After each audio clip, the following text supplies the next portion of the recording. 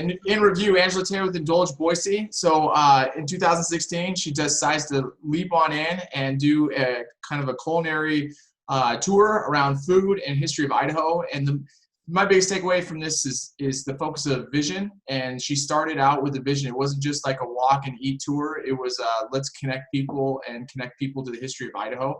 And she's just happened to doing that through her tour. And biggest thing is also early on bringing on other people that believe in the vision, whether it's restaurants who believe in the vision or the initial employees. Everyone's kind of synced in to help build a greater product and a better company. So thank you so much, Angela. We appreciate your time today. Hi, I'm Ryan Vassa with the Venture College, a program within the College of Innovation Design at Boise State. The Venture College helps students and community members launch their ideas beyond the classroom and turn those ideas into startups, lifestyle businesses, side hustles, and other ventures. With the COVID-19 situation, we know that more and more people in our community and throughout Idaho, beyond just students, will be looking for ways to generate extra income. That's why we've started the Side Hustle series. We will be talking to successful entrepreneurs about starting and growing side hustles that can be done from just about anywhere in the world. If you're interested in learning more or need some help, contact us at venturecollege@boisestate.edu or go to our website to learn more. Also, watch out for our social media accounts for the next installments of the Side Hustle series. Everyone, I'm here with Angela Taylor, founder of Indulge Boise. Angela, tell us what is Indulge Boise? So Indulge Boise is a culinary experience company. We create incredible experiences from culinary aspect to architecture, history, cultural, and public art, woven into one kind of 2 or 3 hour experience where we eat some great food, meet some great people, and learn a lot about the neighborhood that we're walking around. So I'm going to super simplify it on my end. It's like a walking tour with food. Absolutely. That's it. Right. That's it. It's my kind of walking tour. Absolutely. So tell us, how'd you get into this? Yeah, I moved back to Idaho about 5 years ago. Was born and raised in Mountain Home. And when I came back, I have a consulting company. And so I was looking for a way to connect in Boise. I had a lot of friends from Mountain Home, but I didn't know a lot of the people in the business community. And so was looking for a way to do 2 things. First was to connect with folks in Boise. And the second was, after having been away for 20 plus years, wanted to reconnect with Idaho while also connecting other people to Idaho and dispelling all those myths that on every flight or in every conversation that I had with people that had never been here assumes, that everyone lives on a potato farm or, like there's no civilization, no electricity, all those good things. Yep. Makes sense. So like literally your first tour looked like what? How'd you get people on a tour? Tell me about those early first tours. Oh my goodness. It was nerve-wracking, I gotta tell you. The easiest thing was getting restaurants on board. There's some amazing chefs and restaurateurs who were really nice to me, if you will, and believed in the vision that I had for Indulge Boise.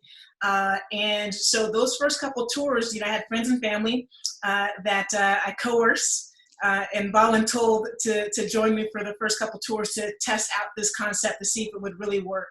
And they had an incredible time. And the feedback that I received from those first couple tours, the experience, it wasn't just about the food, but it was about the connection that they received at the restaurants when John Berryhill comes out and talks to you and tells you about the bacon dish that he's serving, or just the history about a neighborhood that some of the guests had lived in or had worked in for years and had no idea about the history. Gotcha. So let's go back to like recruiting restaurants. Yeah. Like I assume there's like some type of like deal because you're bringing in a group. Like walk me through like what was your pitch to them originally, or even like still today? Yeah, it was really about the essence of what I was trying to do. So for me, it was about connecting and telling the story and celebrating Boise and the different neighborhoods in Boise specifically. And the places that I traveled to around the world, my favorite place in the world is Florence. And it had been about a culinary experience. It had been about the music. It had been about the art and the history. And so when I shared that with the restaurant owners, that this is what I'm trying to do, it's a business, but it's really storytelling. I want to tell the story of who you are, how you dreamed up this vision to open up a restaurant, and how you tell that story through your food. And I think that they bought into it, that it was about helping the neighborhood out. It was helping our guests, whether they were locals or visitors to Boise, have this really unique experience.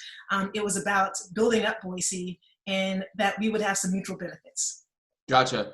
Yeah. So what I'm hearing is you didn't just tell restaurants like, hey, I've got 20 people stopping by, you're going to get increased revenue. It was like they literally are part of the tour. Like the more they're beyond their food, just their actual, the story of the restaurant itself. Absolutely. I always tell our restaurateurs and our tour guides that those are our two biggest assets: the restaurants, the staff, the owners, the chefs, and then our tour guides who are bringing these stories to life. And why pick why include culinary? Because obviously there's walking tours or historical tours you could take without food. Why do you think that was part of it sounds like a crucial piece to your story? Yeah. And I'll ask you and whoever's watching this, like when you think back to those special moments that you've had in your life, oftentimes it's around a meal. So whether it's Thanksgiving dinner table, whether you're at the kiddie table or at the grown-up table, or it was college where you went out to dinner for pizza with your classmates, food brings people together in a really unique and powerful way. And so that to me was the soul and the essence of what I was trying to create, is this connection through food. It's not about nourishing ourselves or filling our bellies. Sure. And while we do that with a lot of amazing food, but it's about the sense of connection. Awesome. Okay, so you initially brought some friends and family, kind of got a feel for it. Obviously, you stuck with it. So what was that next step? When did you start getting people coming to you naturally versus you having to do all the hustle? Right. So it's kind of that proof of concept. After I had the friends and family tours, and they said this is really something cool, and they were naming things that I hadn't even dreamed of that they would experience. I just put it out there, right? So we started selling tours, and our official launch date was June 3rd of 2016. Maybe about 10 days before that launch date opened up, tickets to be sold. And Ryan, I got to tell you, that first day when I got the email, the bing on the computer where I got an email that somebody purchased the first ticket, and it wasn't a friend or a family member that I had coerced. Good feeling. It was meaningful. Yeah, it was really special. And then it picked up from there. And I think word of mouth has been something that's been incredible, is the people that have been on the tour, again, it's such a unique experience, have shared that with friends. Do you tend to get more in-town people, like Boise wanting to do a tour of Boise, or it's out of town? It's a combination. Again, a year in, started to look at the data and started saying, okay, wait, this is a real business. And so in the summer months, so, late spring through the end of August, you have a lot of tourists that are coming to town, whether they're going to go whitewater rafting or visiting friends and family or going hiking. And so we get a lot of those guests during that time. And then in the off season, there's a lot of locals or business travelers that will come on the tour. And I would say throughout the season, you have locals. Like, what I've been really amazed about is people who've lived here their entire life, haven't maybe gone to certain restaurants or haven't walked around a neighborhood. It's more destination. You go somewhere, you park your car and you go to a restaurant, or you go to a game downtown. And this has given them a chance to explore a neighborhood that they previously hadn't done in depth before. And so we get a lot of locals and visitors. And that's my goal, is to cater it to both locals and visitors. And if a local native of Idaho or local resident will enjoy it, then a visitor will enjoy it as well. Awesome. And then just to go back real quick on the date, you said you launched in June 2016. Yeah. How long were you kind of doing it on the side, almost like beta testing until you got to that point? If you know me, I don't give myself much of a runway. And so literally I got the idea the November before. I had never been on a food tour before.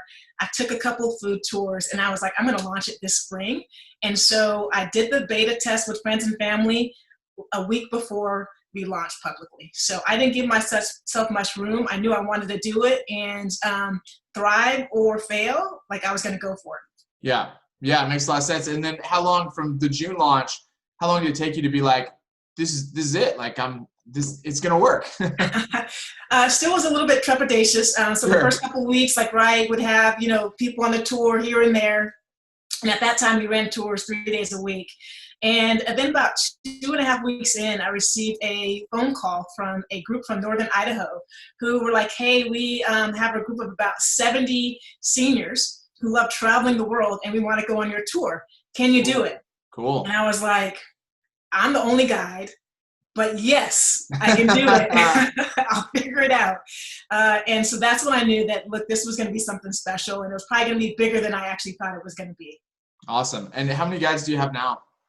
15. 15 guides. So Yeah. walk me through, like, how was it like hiring the first couple guys? Because that's like the face of your brand. So how'd you know you were picking the right guides? You know, one of the things that has been special about Indulge Boise specifically has been the support that I've received locally. And so as I was dreaming this up, I met with a lot of people in downtown Boise. So, you know, Nancy Richardson from the Idaho Tourism, or Carrie Westergaard from BCBB, like a lot of different people. And Nancy was one of those people who believed in my vision for this. And she had been a tour guide herself. And so she connected me with a couple of people she'd worked with over the years that are great guides that understand and have great history. And she was one of my first hires. So Nancy and Mowbray Brown, who was another legend here in the Boise area, and then Evangel McIver. Those were my three first guys that got me ready for that tour with 70 guests from Northern Idaho. And it was just that, it was like they believed in me, they heard the vision, we told the story. I had been meticulous in the process of putting together a script and building out the tour, so it's easy to plug and play and bring them on board. Awesome. And then last thing, kind of just wrapping up, obviously you have your website, you're doing social media. Talk to me about like sites like TripAdvisor. It looks like you guys are on TripAdvisor. Has that been beneficial? Any like pluses or minuses to being on third-party sites like that? Sure, like it depends on the day of the week, you know, that you ask that question. It certainly has helped with the volume. So, you know, their scope and their reach from a global standpoint, is there a trusted resource for people that are traveling? So particularly for those out-of-town guests that are using that TripAdvisor or Airbnb or, you know, Expedia, etc. Get Your Guide. There's various sites that we do use, and we are on those as well. And as an industry professional and tour operators, right, it's a give and take. Sure. You know, as you're trying to build your business, you're hoping that you can drive traffic to your own websites. And so we've really tried to drive to indulgeboise.com, but leverage that tool and that access to marketing that we couldn't afford to pay for ourselves. Gotcha. So in my own words, it sounds like it's a nice like volume ad. Like it's driving people that maybe you normally wouldn't get because it's coming through a trusted authority. But I'm assuming it also takes a chunk out of the revenue. Absolutely, so it's right. kind of Yeah, like their net rates. Yeah, it's one of those. It depends on your business model, and so you know the cost of marketing is it equal. So you have to make a strategic decision of whether you want to leverage those platforms or not. Perfect. And then very last question is just if someone were to start today, maybe not exactly a food, you know, or maybe in a different city or something similar to what you're doing, but not necessarily a direct competitor, like what are some like, don't do this because I tried this and this is really tough kind of moments? I mean, it sounds like you had a lot of success early on, but any pitfalls or any things that like put strain on the business early on? Yeah, or not strain on the business, but what I didn't do is because I got in such a hurry to launch the business and had a really narrow window to do so, I focused on being in the weeds, right, and working on the business. And so what I, you know, as a consultant, I talk to clients all the time who want to start businesses is like you have to focus on the vision. So you have to start first with your why. Why are you putting this together? What is it? It's not just the product or the service that you're trying to create, but it's what are you trying to create for yourself? And if you understand what that is, that's important. I also talk a little bit about exit strategy. So where do you want to take it? So if you don't know where you want to go, what the destination is, you don't know what you're trying to build. And what ends up happening is you start being all over and not really having any strategic focus. And so I think those two things are keys. And then the third thing is just asking for help. Right, I am kind of the person just to put my head down and figure out the answers myself. But what has been rewarding for me here in Boise in particular is there's so many people who are willing to help you out, and so many people who've been on that journey before you that you can simply ask for assistance in what you're doing or for advice with where you're going. Awesome. Well, thank you so much, Angela. And in review, Angela Taylor with Indulge Boise. So in 2016, she decided to leap on in and do a kind of a culinary tour around food and history of Idaho. And my biggest takeaway from this is the focus of vision. And she started out with a vision. It wasn't just like a walk and eat tour. It was let's connect people to the history of Idaho. And she just happened to doing that through her tour. And biggest thing is also early on bringing on other people that believe in the vision, whether it's restaurants who believe in the vision or the initial employees. Everyone's kind of synced in to help build a greater product and a better company. So thank you so much, Angela. We appreciate your time today. Thanks for listening. While you're waiting for the next episode, feel free to contact us or follow us on social media.